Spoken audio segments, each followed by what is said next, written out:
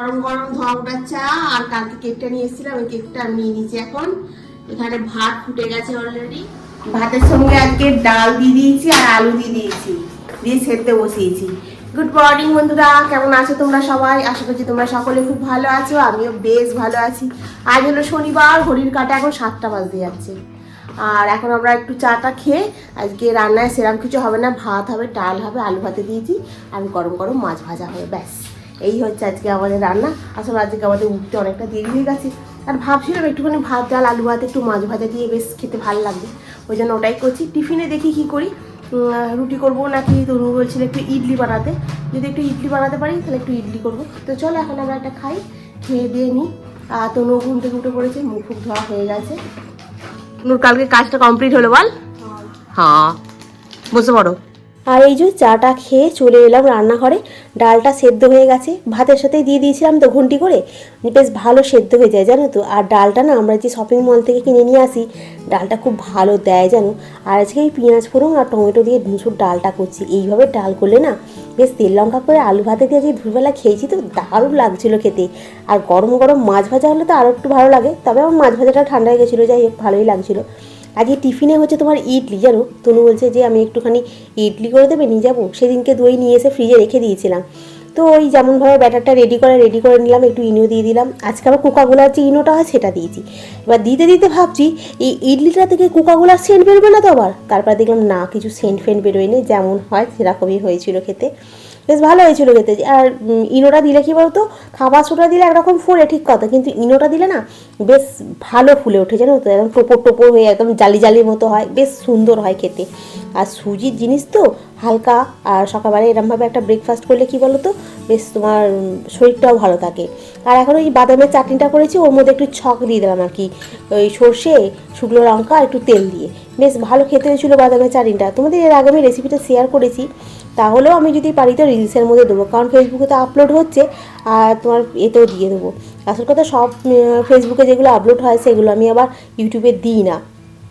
দেখো রেডি হয়ে গেছে, আর এই দেখো একদম ইডলিটা দেখেছো কিরকম সফট সফট হয়েছে, বেশ খুব ভালো খেতে হয় জানো। এইভাবে ইডলি বানালে আমার খুব ভালো লাগে। অনেকদিন ধরে তনু বলছিল ধোসা বানানোর জন্য যে চাটুটা রয়েছে না, ওই চাটুটাতে দিলে চোখলা মেরে উঠে পড়বে। যা হুড়োহুড়ি করে হলো সকালে রান্না, মুসুর ডাল ভাত, ডালটা ভালো ছিল ভাই, খুব সুন্দর হয়েছিল। তো ডাল ভাত মাছ ভাজা আলু ভাতে করেছি। আর ইডলি করতে ইডলি বাদামের চাটনি সবটা মিলিয়ে না আমি একদম পুরো ঘেটে গেছি। আর উঠতে আজকে অনেকটা দেরি হয়ে গেছে, কিসের যে আমার মনে ঘুম ধরেছে ভগবান জানে। হ্যাঁ, গাটা ঝাড়তে হবে, ঠিক বলেছিস, নজর লেগে গেছে আমাদের জানো তো, গাটা আমাদের ঝাড়তেই হবে।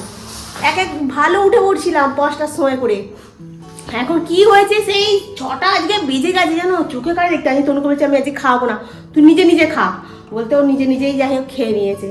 আর আমি এদিকে তাড়াতাড়ি করে করছিলাম। হ্যাঁ, তো কিছু হয় না, সকালবেলা ইডলিটা তো একটু বেলা হলে হয়ে যায়, কিন্তু এতটা হুড়োহুড়ি করে আমি পারি না করতে। কি যেন ওটা ধরবর করছে মনে হচ্ছে না, আদৌ আমি টাইমের মধ্যে গুছিয়ে দিতে পারবো তো। যাই হোক হয়ে গেছে। আর রান্নাঘরটা এখন আমার হই করছে, আর দেখে কাজ নেই। এই তনু বেরিয়ে গেলে এইবারে আমি রান্নাঘরটা পরিষ্কার করবো, ঘর দালানগুলো ঝাড় দেবো, মুছবো, এইসব কাজগুলো আমি করবো। এখন আগে তনু বেরিয়ে যায়, তনু গাড়ি চেঙ্গাই এসে গেছে। তনু তো ব্যাগটা নিয়ে ঘর করে মোজা এটাকে বলবে সব ভুলে যাচ্ছিস। তাহলে ব্যাগটা হাতে করে দেবো, ছাতার ব্যাগ। ও আবার এই শীতকালে তো ছাতা কাটিয়ে যায়, গেলে রোদ্দুর থাকে। আজকে আমার আকাশটা কেমন মেঘলা করছে, নাকি বাইরে বেরোয়নি বলে বুঝতে পারছি না এখনো।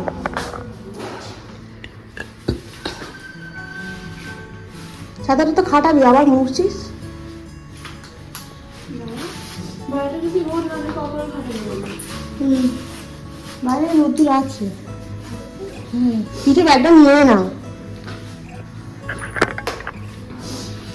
বাবা, সাবধানে যাবি। হ্যাঁ, রুমাল দিয়ে দিচ্ছি সব পকেটে নেই, সব ব্যাগের ভেতরে।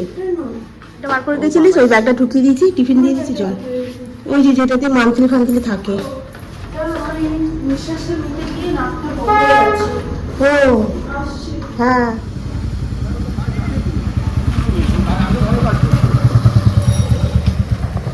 এই তনু বেরিয়ে গেল।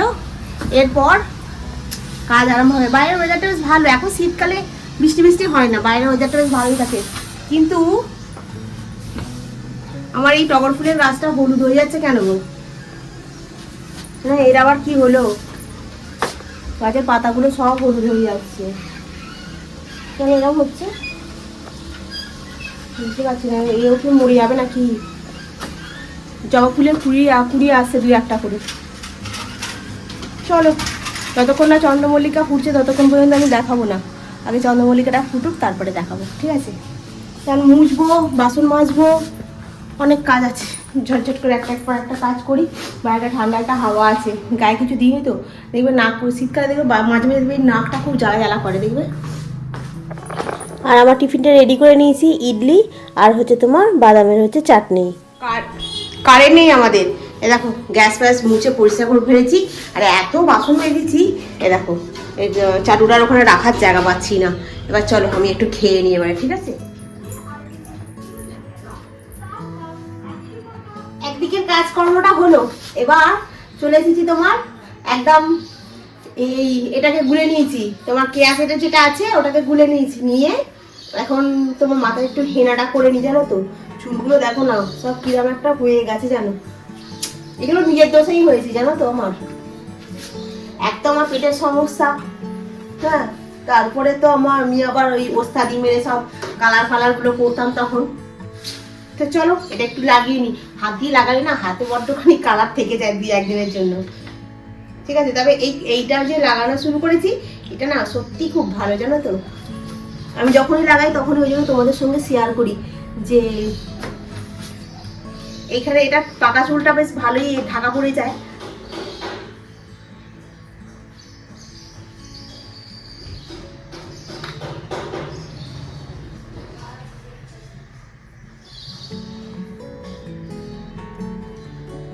আর এই গোটা মাথাটাতে লাগানো হলো, এটা এই ঘন্টাখানেক কি 1 ঘন্টা 15 মিনিট রেখে দিলেই ব্যাস। তারপর শ্যাম্পু দিয়ে নর্মাল শ্যাম্পু করে নাও, ধুয়ে নিই আগে, তারপর শ্যাম্পু দাও, ব্যাস একদম পুরো পরিষ্কার হয়ে যাবে, চুলগুলো কালো হয়ে যাবে, কোনো অসুবিধা নেই।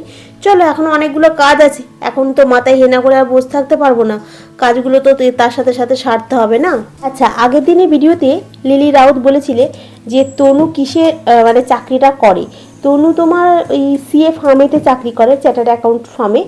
আর কী নিয়ে পড়াশোনা করছে, ওর তো এখনো ফাইনাল হয়নি গো, ওই ইন্টার কমপ্লিট হয়েছে।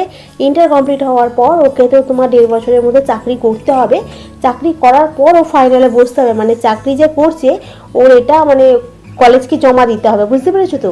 তারপরে ও ফাইনালে পৌঁছতে পারবে, ঠিক আছে? ও যে কস্ট ম্যানেজমেন্ট অ্যাকাউন্ট নিয়ে পড়াশোনা করেছে। আর কল্পনা ভিডিওটা খুব ভালো হয়েছে, থ্যাংক ইউ গো। Seek life inside and outside, বা খুব সুন্দর নামটা দিয়েছে, বেশ ভালো লাগলো, খুব ভালো লাগলো দিদিভাই, থ্যাংক ইউ গো। আচ্ছা মিতা থ্যাংক ইউ। আর সেদিন কমেন্ট করে বলেছো তোমার বিয়েটা কে ঠিক করেছিল, খুব জানতে ইচ্ছা করে। তাই কে দিয়েছিল নিজের লোকেরাই, মানে একদম কাছের লোক বলবো না, আবার দূরের লোকও বলবো না, আজকের ভিডিওতে বলবো না, নেক্সট যেদিনকে ভিডিওটা দেবো আবার রবিবারের দিনকে, সেদিনকে এই ভিডিওতে আমি জানাবো যে কে বিয়েটা দিয়েছিল। এর আগে মনে আমি একবার বলেছিলাম, মানে নিচের দিকে ভিডিওতে যদি মনে হয় সময় পাও টাইম পাও তাহলে একবার দেখো, মনে হচ্ছে আমি বলেছি এরকম কিছু একটা ক্যাপশানে দেওয়া ছিল, আমার ডিভোর্স হয়েছে এইরকম একটা কিছু দেওয়া ছিল, এইরকম জায়গায় আমি মনে হয় বলেছিলাম। যাই হোক, তুমি যখন জানতে চেয়েছো আমি আবারও বলবো, একবার কেন, আমাকে 10 বার জানতে চাইলে 10 বারই বলতে পারি আমি, আমার কোনো অসুবিধা নেই জানো তো। আর আজকে ভিডিওতে বলছি না, কারণ আজকে ভিডিওতে অলরেডি আমি টাইটেল ঠিক করে ফেলেছি, টাইটেলটা নিয়ে আমার খুব সমস্যা হয় জানো তো। আর এই আমি এখন হিসাব করতে বসছি, বুঝলে, ওই সারা মাসের হিসাবে যে খরচাটা সেটাই আজকে তোমাদের টাইটেলেও দেবো, আর তোমাদেরকে দেখাবো আমার মাসের মানে মাসিক খরচাটা। দেখো কিরাম স্যার হিসাব লিখেছো, ফ্লিপকার্ট থেকে মুদিখানা এসেছে, মেলায় ঘুরতে যাওয়া, টিফিন বক্স, মাছ, বাজার, চোখের ডাক্তার, মেডিসিনের জন্য 500 টাকা বাজার করেছি, শ্যাম্পু কিনেছি, টোটাল এখানে একটা হিসাব করেছি। আবার নোটটা দেখেছি কি নোংরা, ওই কালার করেছি তো ওই জন্য বিচ্ছিরি লাগে জন্য দেখতে। চাল, আর এখানে তোমার চাউ, মুড়ি, নিভিয়া ক্রিম, মাশরুম, বাবুজি কেক, পার্লারের টাকা, তনুর খাতা, আর এইখানে অনলাইন এগুলো পেমেন্ট হয়েছে। আর তনু কালকে আবার 500 টাকা আমাকে দিয়েছে। কিছুটা কিছুটা হিসাব না আমি ডেট দিয়ে লিখে রাখি, তাহলে আমার বুঝতে সুবিধা হয়। যেগুলো ধরো আমার থোক পয়সা বেরিয়ে যায়, আর কিছু হিসাব যেগুলো খুচখুচ করা হয় সেগুলো আমি লিখি দেই, কিন্তু সেগুলো তার ডেটটা দেওয়া হয় না। তো চলো, মোটামুটি এখন এটা হিসাব চলছে। এটা হিসাব করে করে রাখা হচ্ছে, কারণ কি হিসাব করে না চললে তো সংসার চালানো মুশকিল না। তারপর আমি আবার বসে আছি চুপ করে, আর কি বলবো। তো ওই জন্য একটু হিসাব রাখি যে কোথায় কি খরচা করছি না করছি, একটু হিসাব রাখি। হিসাব করে চললে অনেকটা মানে সুবিধা। যেমন এই মাসে আমার সব কিছু মোটামুটি তোলা হয়ে গেছে, কিছু আর বাকি নেই। মানে এই মাসটাও এই মাসটা তো তোমার যেমন আজকে হয়ে গেল, বাদ দাও 29 তারিখ 30 তারিখ, আবার তোমার সামনের মাসটা তো তোমার খানিকটা টেনে যাবে। সামনের মাসটাতে খানিকটা না, অনেকটা টেনে যাবে। সেই মাসের শেষে গিয়ে আবার জিনিসপত্র কিনতে লাগবে। মানে সবই তো আছে আমার এখন, সবই তুলে নিয়েছি। খালি ওই বাজার একটু করতে হবে, মাছ আর মাংস, এইটুকু ব্যাস, আর কিচ্ছু নেই। মানে বাকি সব এবার টুকিটাকি দেখো, যেগুলো আমাদের হওয়ার নয় সেগুলো, যেমন হচ্ছে হঠাৎ করে তুমি বলে আমার চোখ দিয়ে জল পড়ছে, ডাক্তারখানায় যেতে হবে। ডাক্তারখানায় দেওয়া হলো, 2 দিন ড্রপ দেওয়া হলো, ড্রপটা আমার মনেও নেই, কালকেও দেওয়া হয় না, আজকেও দেওয়া হয় না, আজকে রাত্রিবেলা আবার দিয়ে দেবো। এইরকম মানে ওইখানে 700-800 টাকা এমনি বেরিয়ে গেল। টিফিন বক্সে যেমন জরুরি ছিল ওটা কিনেছি, এই মাসের ওই জন্য আর অন্য কিছু মানে কিনবো না। যেমন শ্যাম্পুটা এসেছে, আবার শ্যাম্পুটা হ্যাঁ শ্যাম্পুটা এসেছে। কিছু আবার অনলাইন প্ল্যাটফর্ম থেকে টাকা ওপরে, মেনটেনেন্স চার্জ, জলের বিল, তারপরে তোমার ওয়াইফাই কানেকশান, তনুর ফোনের এ মাস থেকে যেমন আমার ফোনের টাকাটা আমি ভরবো না, আর কারণ আমার তো ওয়াইফাই, আমি ঘরে যাচ্ছি না, কোথায় যাচ্ছি না, তনু আমাকে কল করলে আমি কল ধরবো, আর আমার মাকেও বলে দেবো আমি হোয়াটসঅ্যাপে কল করতে পারি, তনুকেও আমি হোয়াটসঅ্যাপে কল করতে পারি। কোন তনু তো নেট ভরাই আছে, কোনো অসুবিধা আমার হবে না। তনু করে সবসময় নেটটা অন করে রাখবি, ব্যাস। আর কাউকে তো আবার ফোন করারও নেই, বলারও নেই কাউকে কারোর সাথে কথা। যে আমাকে ফোন করবে তার ফোনটা তুলবো, যে তুই করবে না তার ফোনটা তুলবো না, ঘুরিয়ে রিটার্ন ফোন আর আমি হাত থেকে আর যাবে না। আর আমার মাকে বললে মা যদি করে ধরবো, আর নাহলে আমি হোয়াটসঅ্যাপে কল করবো। এই আমার একটা ফোন আছে, আমার এই ফোনটা থেকেই চারদিকে যায়। আর আমি যে ফোনে ভিডিও করি এই ফোনে আমি জন্মে কার্ড ভরি না। আমাকে খালি রোজ জিও থেকে ফোন করবে, বলবে কি যে এটাতে কার্ড ভরুন, নাহলে আপনারা বন্ধ করে দেবো। আমি যে কোথা থেকে কার্ড ভরবো, আমার ওয়াইফাই লাগানো আছে, আমি কোনো কার্ড ফার্ড ভরবো না। চলো, বলবে নাহলে বন্ধ করে দেবে। আমি কিচ্ছু বন্ধ হবে না, বন্ধ করলেই বন্ধ হয়ে যাবে নাকি? আমি 3 মাস পরে কার্ড ভরবো, কোনো ওই 3 মাস সেই আজীবন কাল ধরে 3 মাস হয়ে যাচ্ছে, বছর খানিক হয়ে গেছে আমি কার্ড ভরি নিয়েতে। চলো, আমার জল গরম হয়ে গেছে, 2টো বাজতে যাচ্ছে, আর আমি সব পরিষ্কার করে নিয়েছি, মোছামুচিও সব হয়ে গেছে। এবার খালি স্নান করবো, করে পুজো করবো, করে খাবো। আজকে রান্নাটা আমার খুব মানে প্রিয় রান্না হয়েছে, ডাল ভাত আর তেল লঙ্কা দিয়ে আলু ভাত আর মাছ ভাজা। তনু একদম মানে যেটুকু ভাত দিয়েছি তৃপ্তি করে খেয়ে গেছে। অল্পই দিয়েছি, কারণ সকালবেলা কেক খেয়েছিল একটা, অল্পই দিয়েছিলাম, তো যেটুকু দিয়েছি সেটুকু খেয়ে গেছে। আজকে বলছি নিজে নিজে খা, তুই নিজে খাবো? বলছি হ্যাঁ নিজে নিজে খা, দেখবি ভালো লাগবে খেতে আজকে। আর ওগুলো করছিলাম না ওই জন্য। তো চলো, টিফিন খাওয়া হয়ে গেছে, সব খাওয়া গেছে, এখন মাথা ফাতা হেনা হয়ে গেছে, মাথা চুলটা শুকনো হয়ে গেছে। এবার স্নানটা করি, ঠান্ডা লেগে আমার ভয় থাকে, তো ওই জন্য হেনাটা করতে পারি, কিন্তু না করলে একদম আমার হচ্ছিলই না। সেই চুলটা যেন কিরাম একটা বিচ্ছিরি বিদঘুটে টাইপের হয়ে গেছে। তো চলো, আমার এখানে খাবার রেডি করা আছে, খালি পুজোটা করবো, খাবো।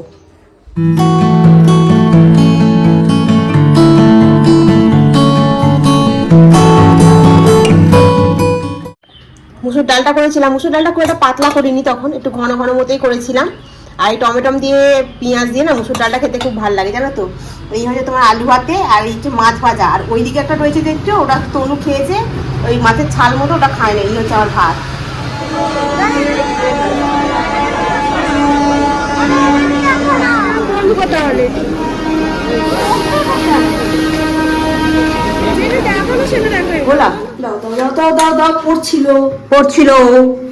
পড়ছিল চিকেনটা খাবে বললো, আর চিকেনটা কিনতে দিল না, না কিনে চলে আসতে হলো।